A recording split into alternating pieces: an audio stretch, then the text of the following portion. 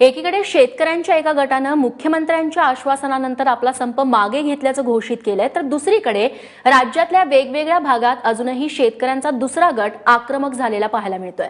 नाशिक, जळगाव, परभणीच्या काही भागात अजूनही शेतकऱ्यांचं आंदोलन सुरूच आहे। नाशकात एकीकडे येवला तालुक्यातील सायगाव मधल्या शेतकऱ्यांनी दूध आणि कांदे रस्त्यावरती फेकून निषेध नोंदवलाय, तर दुसरीकडे दिंडोरीत देखील तेच चित्र बघायला मिळालं।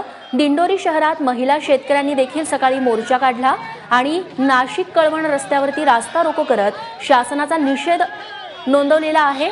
आश्वासन नको, कृती हवी अशी मागणी यावेळी आंदोलक शेतकऱ्यांकडून करण्यात आली आहे। जळगावात अंकलेश्वर बुरहाणपूर या महामार्गावरती चोपडा शेतकरी कृती समितीने रास्ता रोको केला। या आंदोलनात शिवसेना आणि काँग्रेसच्या शेतकरी कृती समितीने देखील भाग घेतलाय।